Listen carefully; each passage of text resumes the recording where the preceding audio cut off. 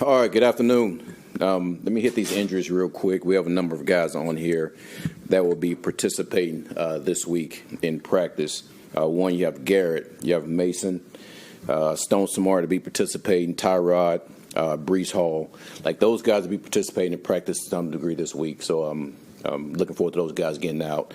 And then you have Kane, Kiko, and Sauce. Those guys are finishing up their protocol.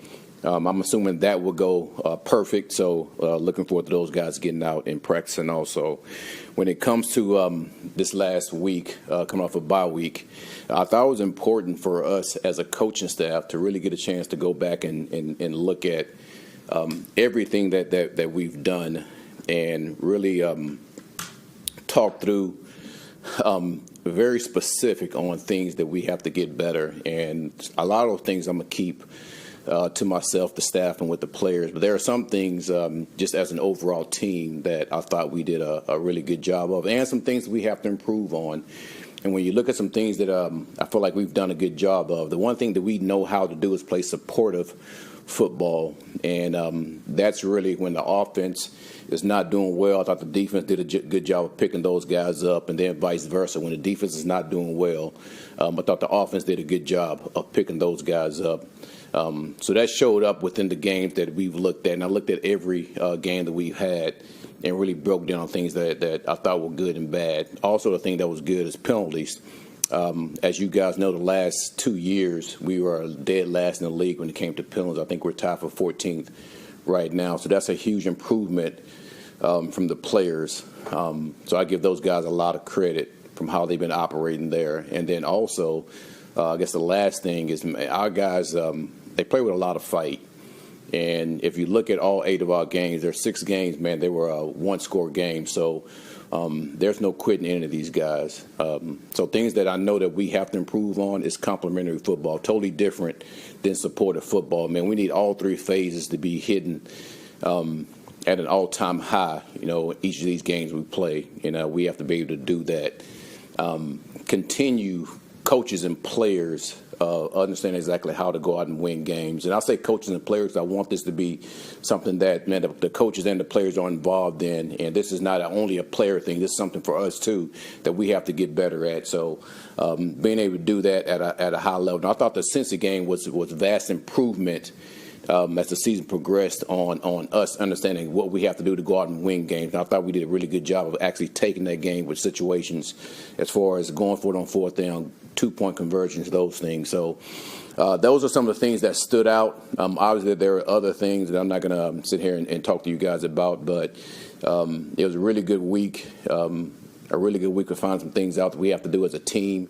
And listen, I know what our record is. No one's happy about that. But there are some things that we do like that this football team is doing a really good job of, and us as a coach staff is doing a good job of. But there are a number of things that we got to improve on also. So I will take any questions from that. Hey, I know it's early in the week, but I think the assumption is because of the way that Justin played the other day that you'll go with him going forward. Is that your plan right now? Is that as we sit here right now? Is that what your plan is? Rich, is that you asking that question? Canizaro, Mark. I'm not going to give you that answer. So the thing is, you will find out soon who our starting quarterback could be. And Justin did a hell of a job against Cincinnati, but I'm going to keep that close to the vest. This is to be following here. Is there an injury factor going into that decision because of Tyrod? Operate, and I think you guys know that. So as we go throughout the week, I know you guys are going to ask me again. You're going to get the same answer. So you know who the starting quarterback is. We go out there for Cleveland. What do you think it would look like, though, if after the performance that Justin had the other day, he is not playing us this week? Well, that is nothing for you to worry about, isn't it? Well, I'm very worried, though, Aaron. Well, you shouldn't be. You guys have a unique week this week, or last week, I should say, where you coming off the win. Obviously, it was very euphoric. Yeah. You haven't been around your players to A, enjoy that, and B, maybe gauge, how it affected them going forward. Yeah. How do you feel, as you guys get back together today? That's good. To know that listen, they enjoyed the win, but also, man, we still have a long ways to go. So, and there were a number of those guys I talked through while we was on the break on some things that we have to improve on. And our guys know that. Listen, I've said this on a number of occasions that, man, building this foundation is something that's been happening since OTAs, and that takes a while to get done. And we're not going to stop trying to get that done, and we know that takes time. But we want to win right now, just like every team does. And the players enjoyed the win, but, listen, they are looking forward to getting out there again against Cleveland and trying to get another win. So that's the focus for this week. Not just that, but also just on ourselves, like what we've been doing, for the past weeks, is just focusing on what we have to do. So, but listen, I know those guys, and they enjoyed the win, but they're looking forward to getting to next week. I just want to go back to the quarterback thing again. So obviously you want to keep it secret for as long as possible for whatever, competitive reasons. But I'm wondering, doesn't it help the quarterback's confidence when the coach comes out and says, "You're my guy"? It helps the quarterback confidence when the player and the coach talk and they know who the guy is. Not that I'm telling it to you guys. That has nothing to do with the player's confidence. So basically, are you kind of saying that, whomever is going to start knows his status as he practices throughout the week this week? And that'll be between me and the player. But I mean, okay. I don't understand it. I don't understand why you guys keep doing it. Well, at AG, I'm just kind of... It's really getting hilarious, too, because you guys keep asking the same question, and I keep giving you the same answer. I am just curious, though, AG, what is the competitive advantage or disadvantage for a team not knowing which of these two guys is playing? My own reasons. Aaron, what's your confidence level that Garrett actually returns this week? Listen, he's going to practice this week, so I'm looking forward to him getting out and practice. Let's see how that goes, during the week. I don't want to place too much on him right now, but I'm excited about him getting out there being able to practice this week. With You added a receiver last week. Say it again. You added John Mechie last week in a Yeah. trade. What do you like about him? Do you think he can come in and help you? Yeah, I do. Listen, I really enjoyed talking. I really enjoyed talking to him. Listen, he is our type of guy. Some of the things that he talked about really resonate with what we talk about here, about being process oriented, about how we practice.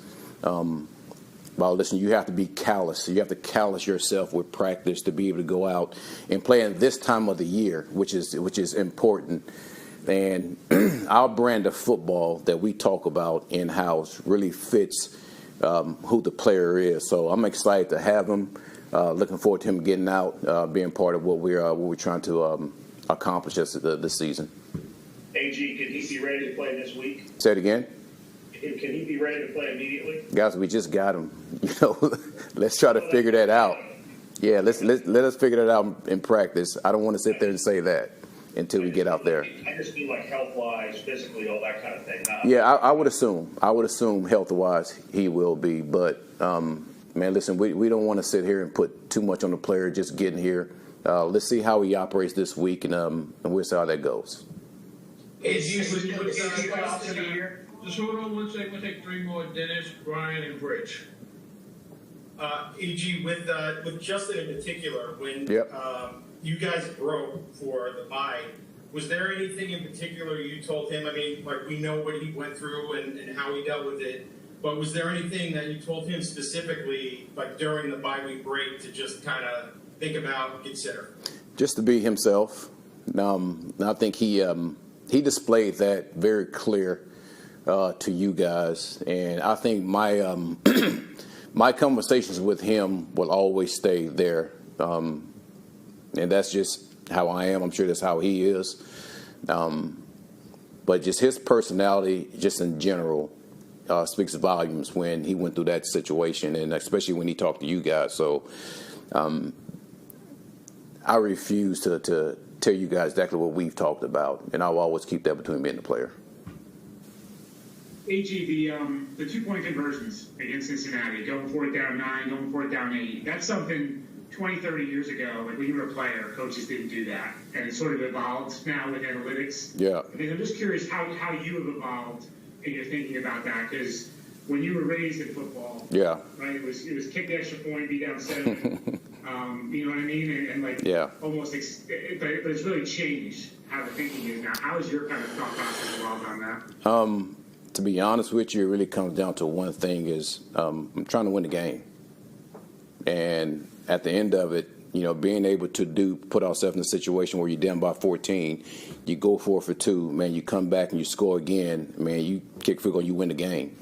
And also, if you did miss, at least have another chance to go for it, you know, to go out and try to win the game again, or tie the game up at that point. So I just think in our case, I want the players to know that I have an aggressive mentality. I have a ton of trust in them, and I have a ton of trust in the execution for us to do that. And listen, I understand the Monday morning quarterbacks, when things like that don't work out, you know, it's always, you know, you're the worst coach ever. When they do work out, you're the best coach ever. So I just know who I am. I know who the players are. I have a lot of trust in the guys that we have. And listen, I'm going to continue to evolve when it comes to making decisions like that. And I know I still have a ways to go, you know, just like, you know, most coaches tell you. So I'm still growing in that aspect too. So, and I look forward to my growth when it comes to making those decisions. Last one here from Rich. Yeah, I just wanted to get your update on Andre Cisco, and is he out for the year? Listen, Andre's out. He's out. He had a shoulder, and there's some other things he's actually going to fix. He had an issue before that, so there's some other parts of his arm that he's going to get fixed too while he's getting his shoulder taken care of. So when you say he's out, He'll be out. He'll be out for the season. Yeah. okay, just wanted to be clear. Thank you, everyone. All right.